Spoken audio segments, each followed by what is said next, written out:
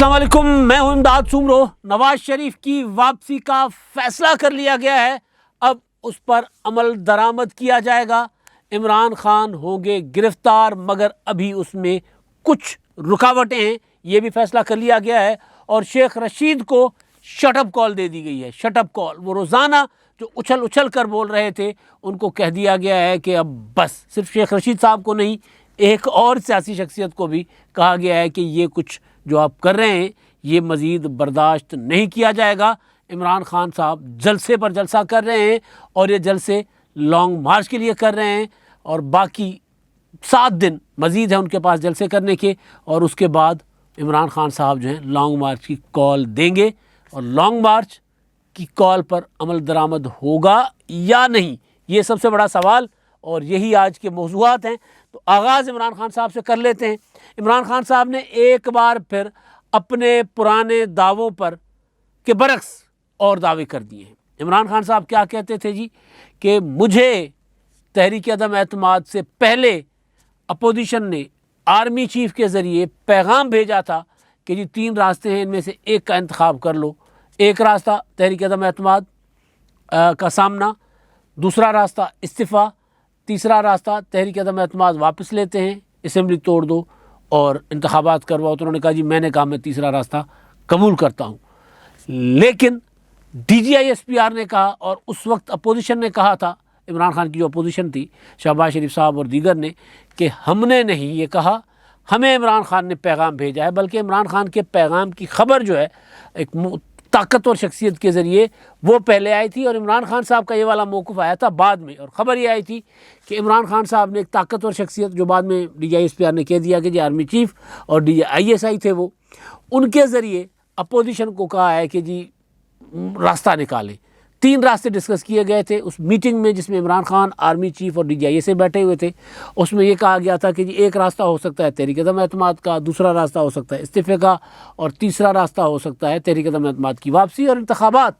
तो उसमें इमरान खान साहब ने कहा था कि जी इंतखाबात बेहतर ऑप्शन है, मुनासिब ऑप्शन है, लिहाजा तहरीक अदम एतमाद अपोजिशन वापस ले लें, उनको जाकर मेरा पैगाम दे दें कि तहरीक अदम एतमाद वापस ले लें और मैं इंतखाबात करवाने को तैयार हूँ। जिसकी फिर बिलावल भुट्टो जरदारी को धमकी भी आई, उससे तस्दीक होती है ये चीज़ की।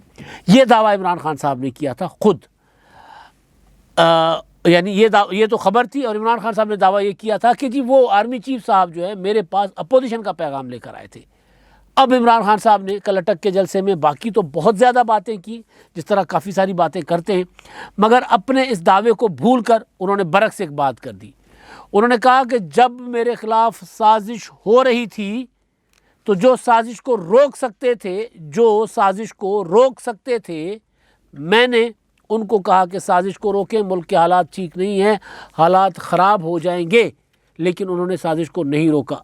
फिर मैंने शौकत तरीन साहब को, जो उस वक्त वज़ीर ख़ज़ाना थे, उनको भेजा कि जाकर उनको समझाएं कि अगर ये तहरीक अदम एतमाद नाकाम हो गई, हमने बड़ी मुश्किलों से मुल्क को खड़ा किया है, बड़ी मुश्किलों से खसारे कम किए हैं, बड़ी मुश्किलों से GDP ठीक किया है, तो हालात ख़राब हो जाएंगे, ये बड़ी साजिश है। और उनको समझाएं कि फिर मुल्क मुआशी तौर पर संभाला नहीं जाएगा। इमरान खान साहब का दावा है कि वो भी गए, शौकत तरीन साहब, लेकिन वो नहीं माने। और फिर साजिश, अफसोस कि हम उस साजिश को नाकाम ना बना सके, यानी अफसोस के तहरीक अदम एतमाद जो है वो कामयाब हो गई और मुझे घर जाना पड़ा। अब ये जो साजिश को रोक सकते थे, साफ बात है, जो मेरा बजट पास करवाते थे, जो मुझे जो इस्लाहात, कानूनी इस्लाहात या कानूनी बिल्स होते थे, उसमें मुझे वोट पूरा करके देते थे, जो मेरे वोट पूरे करते थे, यही ना। अब वो कौन है? फिर सबको पता है कि इमरान खान साहब का इशारा किसकी तरफ है। पहले कुछ कहते थे कि जी मुझे कहा गया, पैगाम आया मेरे पास कि जी आपके पास ये ऑप्शन है।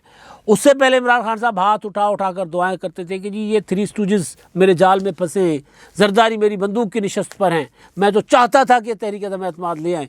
और उसके बाद फिर इतने बयानिए बदले हैं, बयानिया तो ये नहीं होता, इतनी बातें बदली हैं कि जितनी बंदा मतलब सोच भी नहीं सकता, इंसान की सोच से। तो इमरान खान साहब ने कल अपना जो अटक का जलसा था, अटक का जलसा, अगर पहले मैं एबटाबाद किया गया हूँ तो माजरत, कल अटक के जलसे में ये वाली बात कहकर अपनी पुरानी बातों पर खुद ही पानी फेर लिया।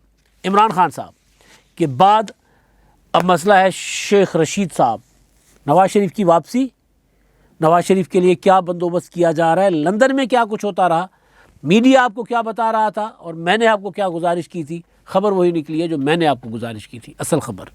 اچھا جی، اب شیخ رشید صاحب، آپ کو یاد ہے کہ پہلے دن سے جب سے تحریک عدم اعتماد کامیاب ہوئی ہے، شیخ رشید صاحب کہہ رہے ہیں کہ جی فوج کو مداخلت کرنی ہوگی، فوج کو انتخابات دلوانے ہوں گے، انتخابات نہیں دلوائے 31 مئی تک تو اس کے بعد لانگ مارچ ہوگا، پھر لانگ مارچ خونی ہوگا، لانگ مارچ جو ہے وہ انقلاب ہوگا، خون ریزی ہوگی، خانہ جنگی ہوگی۔ پھر یہ تک جب ان سے سوال ہوتا تھا کہ آپ آرمی چیف، آپ تو کہتے ہیں میں گیٹ نمبر 4 کی پیداوار ہوں، تو آرمی چیف کے ساتھ ہیں آپ یا عمران خان کے ساتھ ہیں، تو وہ کہتے ہیں میں عمران خان صاحب کے ساتھ ہوں گا۔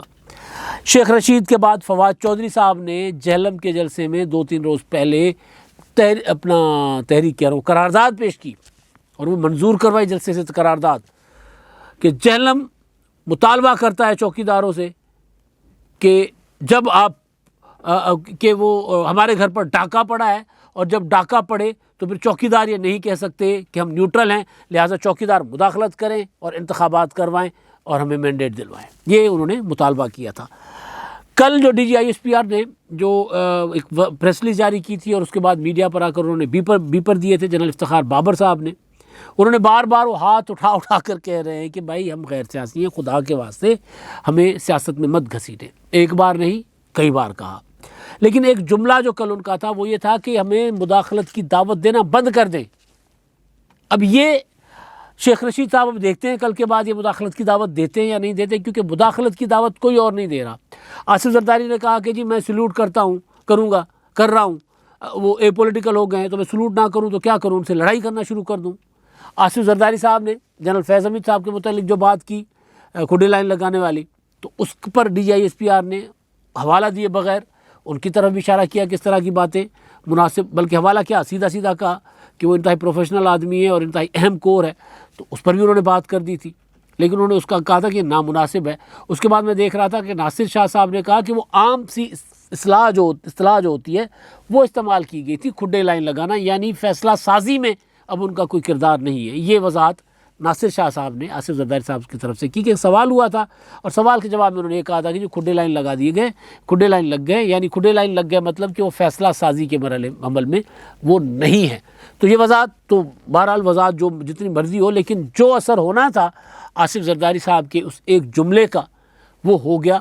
اس کا نقصان فوج کو ہوا کہ نہیں ہوا، اس کا نقصان عمران خان صاحب کو بہت زیادہ ہوا ہے۔ عمران خان صاحب کی سوچ سے بھی زیادہ نقصان ہوا ہے۔ تو خیر، یہ شیخ رشید صاحب کو کہہ دیا گیا معاملہ۔ اچھا، اب لانگ مارچ عمران خان صاحب کا، لندن میں جو مسلم لیگ نون کے اجلاس ہو رہے تھے اس میں 2-3 چیزیں ڈسکس ہوئی ہیں۔ ایک چیز جو میں نے آپ کو بلاول بھٹو زرداری کی جو پریس کانفرنس تھی سی ای سی کے بعد، جس میں انہوں نے مطالبہ کیا تھا کہ پارلیمنٹ جو ہے وہ پارلیمنٹ سے مطالبہ کرتے ہیں کہ تحقیقات کرے کہ یہ جو کچھ ہوتا رہا پاکستان میں تحریک عدم اعتماد کو روکنے کے لیے، جو غیر آئینی اقدامات کیے گئے، جو رولنگ دی گئی، آئین توڑا گیا، اس سارے معاملے کو کی تحقیقات کرے اور ذمہ داروں کا پارلیمنٹ تعین کر کے ان کے خلاف کارروائی کرے۔ یہ مطالبہ پیپلز پارٹی کی سی ای سی کا تھا۔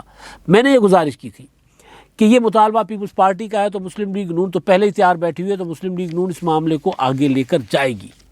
اب لندن میں جو مسلم لیگ نون نے 2 روز مسلسل اجلاس کیے ہیں نواز شریف صاحب کے ساتھ، اس میں صرف مسلم لیگ نون نہیں تھی، وزیر اعظم پاکستان بھی تھے، وزیر داخلہ بھی تھے، دیگر وزراء بھی تھے، اور سارے ادھر تھے، اور انہوں نے ملک کے معاشی صورتحال، ملک کی سیاسی صورتحال، عمران خان صاحب کے آنے والے لانگ مارچ کو کیسے ڈیل کرنا ہے جس کا وہ دھمکیاں دے رہے ہیں، ساری چیزوں پر بات چیت ہوئی تھی۔ رانا ثناءاللہ صاحب نے لندن میں ہی میڈیا کے ساتھ گفتگو کی ہے، اس میں انہوں نے کہا ہے کہ جی فیصلہ ہو گیا ہے کہ آئین شکنوں کے خلاف کارروائی ہوگی، یعنی بلاول بھٹو نے مطالبہ کیا، چھوٹے پارٹنر، نمبر 2 پارٹی یعنی عدی حساب سے دوسرے نمبر کی بڑی جماعت، پہلے نمبر کی بڑی جماعت جو لیڈ کر رہی ہے کولیشن گورنمنٹ کو، انہوں نے فیصلہ کیا ہے رانا ثناءاللہ کے بقول کہ آئین شکنوں کے خلاف کارروائی ہوگی۔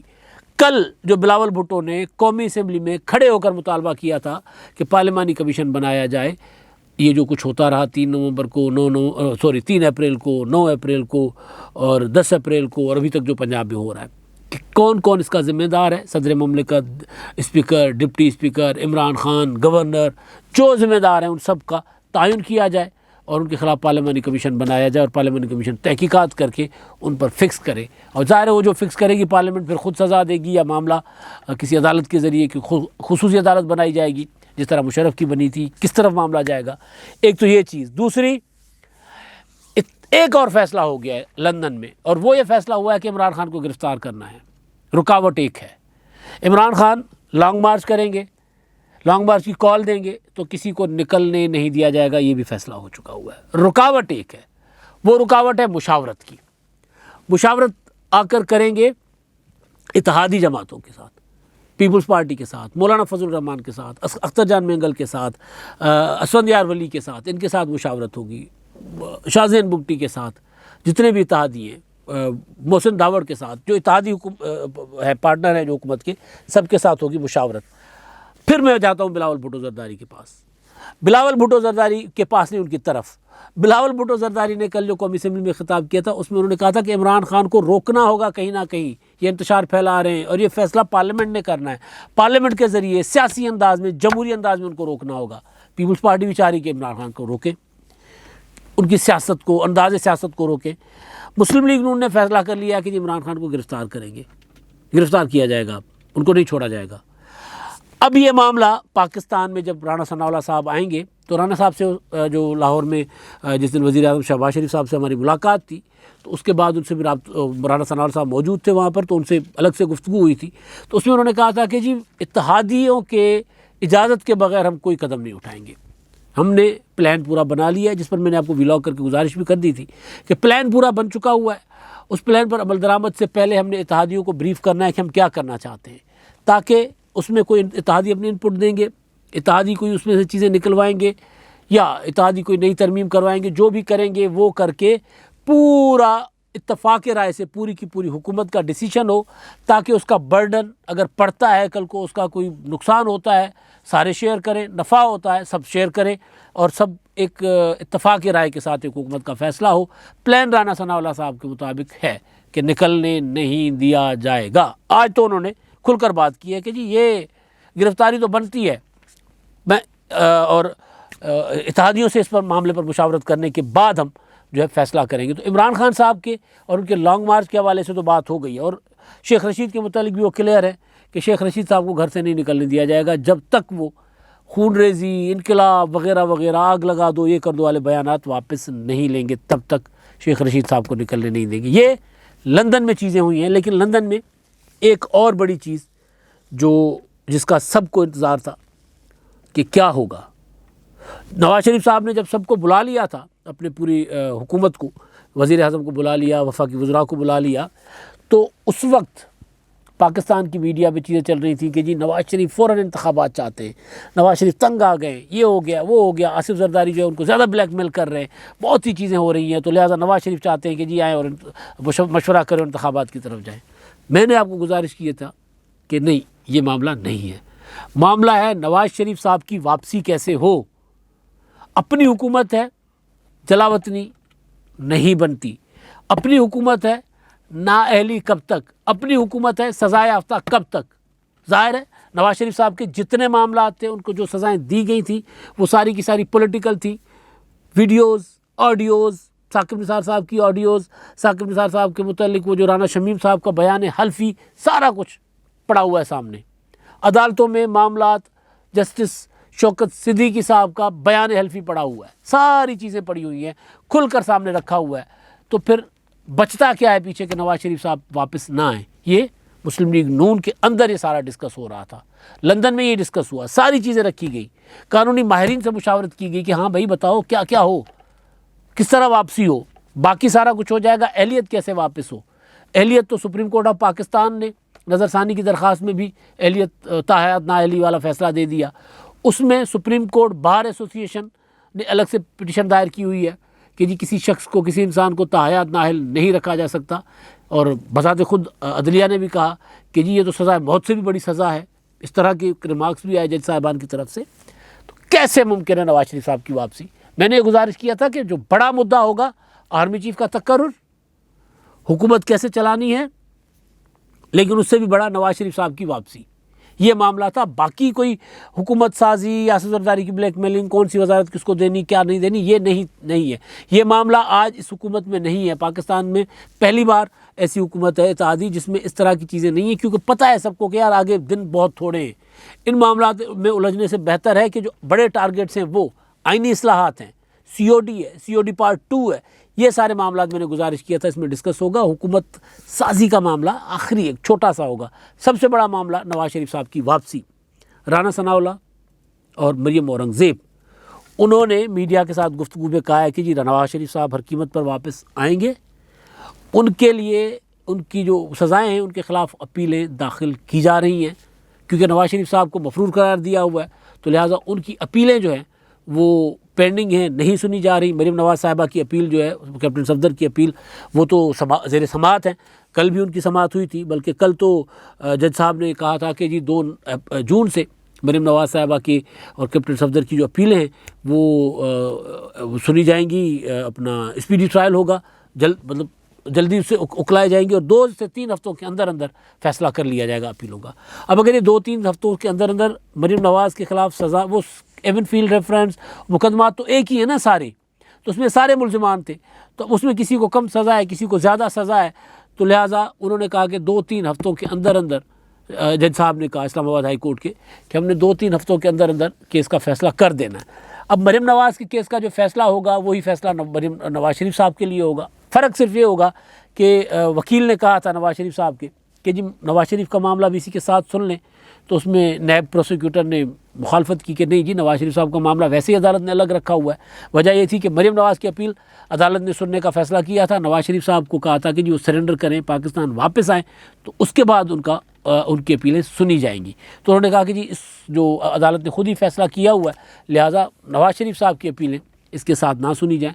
تو جج صاحب نے کہا ٹھیک ہے۔ اب اپیلیں ساتھ نہیں بھی سنی جاتی، لیکن اگر مریم نواز صاحبہ کی اپیل منظور ہو جاتی ہے، ان کی سزائیں کالعدم ہو جاتی ہیں، وہ بری کر دی جاتی ہیں، تو نواز شریف صاحب کے لیے فیصلہ مختلف تو نہیں ہوگا۔ فرق یہ ہوگا کہ نواز شریف صاحب کی اپیل دوبارہ سنی جائے گی، اور ظاہر ہے یہ امکان ظاہر کیا جا سکتا ہے کہ نواز شریف صاحب کو بھی پھر بریت مل جائے گی۔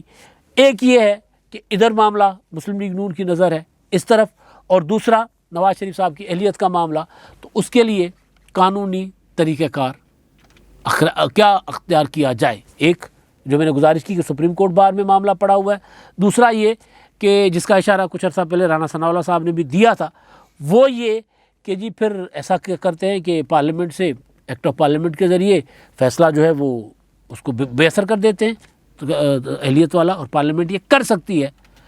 یہ سارا کچھ اگر ہو جاتا ہے اگلے 2-3 مہینوں کے اندر نواز شریف صاحب پاکستان میں ہیں، نواز شریف صاحب کی اہلیت واپس ہو گئی ہے، مریم نواز کی اہلیت واپس ہو گئی ہے، عمران خان صاحب کے لیے کیا ہے؟ عمران خان صاحب کے لیے پھر بری خبریں، یعنی لندن سے گرفتاری کا فیصلہ عمران خان کے لیے بری خبر، لندن سے نواز شریف صاحب کی واپسی کا فیصلہ عمران خان کے لیے بری خبر، لندن سے نواز شریف کی سزائیں کالعدم قرار دلوانے کے لیے اپیلیں دائر کرنے کا فیصلہ عمران خان کے لیے بری خبر، لندن سے نواز شریف کی اہلیت کیسے واپس کی جائے اس پر قانونی مشاورت اور وہ آگے بڑھے گا معاملہ عمران خان صاحب کے لیے بری خبریں۔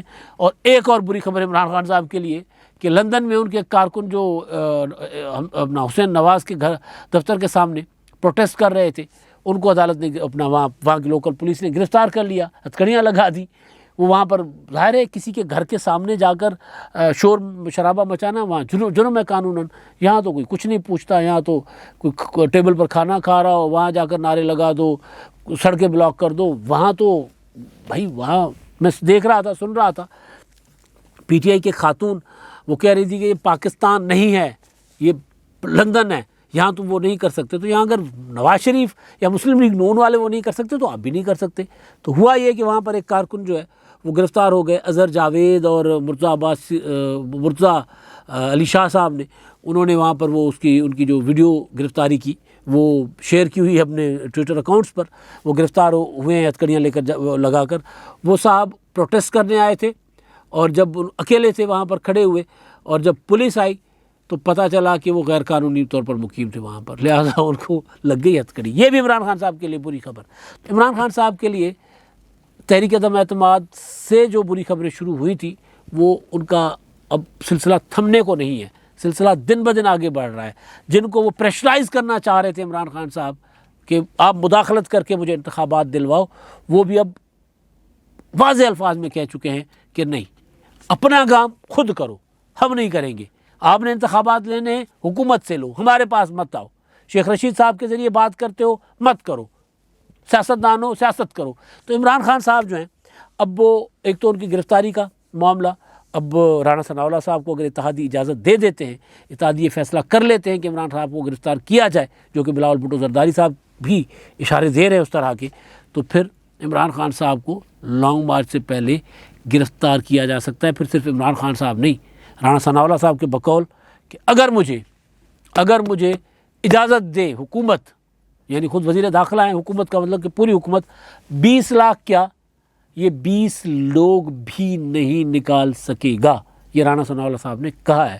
اور رانا ثناء اللہ صاحب یہ کر پاتے ہیں کہ نہیں کر پاتے، لیکن عمران خان کو وہ گرفتار کریں گے۔ اس کے لیے انہوں نے یہ کہا تھا کہ جی اور مقدمہ بنے نہ بنے، میرے اوپر انہوں نے 15 کلو ہیروئن ڈالی تھی، مجھے حکومت اجازت دے میں شہزاد اکبر کو اور عمران خان کو گرفتار کر کے کم از کم ان سے تفتیش تو کروں کہ ہیروئن کس کی تھی، یہ کہاں سے لے کر آئے تھے ہیروئن۔ رانا ثناء اللہ صاحب بہرحال مچھرے ہوئے ہیں، پنجابی میں کہتے ہیں نا مچھرے ہوئے ہیں، تپے ہوئے ہیں عمران خان صاحب پہ۔ رانا ثناء اللہ کے تپے ہونے یا نہ ہونے سے فرق نہیں پڑتا، نظر آ رہا ہے اتحادیوں کا موڈ کہ عمران خان صاحب اگر افراتفری اور انتشار پیدا کرنے کے لیے لانگ مارچ کرنے کی کوشش کریں گے تو پھر وہ باہر نہیں رہ پائیں گے۔ اب تک کے لیے اتنا ہی، اللہ حافظ۔